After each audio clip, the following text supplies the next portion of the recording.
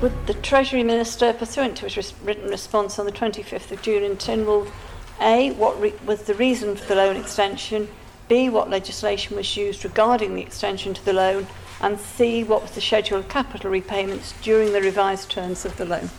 Call the Treasury Minister to reply. Thank you, Mr Deputy President. So, Mr President, the Sefton Group are continuing with a vision of switching from a property-owning group to an operating company. A move to an operating company model will enable the release of equity from property, which will use to pay back the government loan and enable further investment in the trading element of the business. As at the 31st of March 2018, this transaction was still in progress. It is the release of equity from property assets, as I've just said, that will repay the loan. The Sefton Group believe that progress will be made on this over the next 12 months, and as a result, the Treasury agreed that this loan should be extended for a further 12 months. The legislation used was the Financial Provisions and Currency Act 2011. The loan agreement indicated that an extension of the repayment dates had to be agreed by Treasury and, of course, approved by the Council of Ministers. And in terms of the capital repayment schedule, I can confirm that from April to October this year, the repayment schedule is £10,000 per month, and from November to March, the repayment schedule is £5,000 per month, and clearly a demand for full repayment by the 31st of March 2019. Supplementary question, Mrs Beecroft. Thank you, Mr Deputy President. I'm a bit confused and concerned over the lack of security on the loan, because from memory, when the loan was made, we didn't have security because there was nothing left to secure it on, according to the previous Treasury Minister.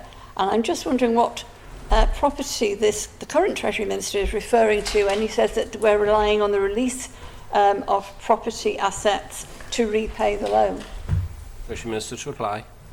Thank you very much, Mr Deputy President. I think what I would first point out to honourable members and the honourable questioner is, of course, this was a hangover for this government and this Treasury from previous decisions made. So how this was previously structured really was beyond my personal control, and I suggest beyond the current Council of Ministers' current control. The loan was unsecured.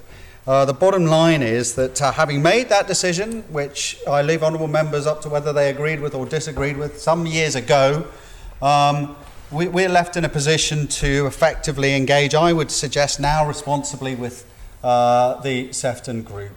The terms of the loan in terms of its security remain unchanged. I would suggest to Tynwald that we are comfortable in the integrity of the business in terms of their willingness to get this sorted.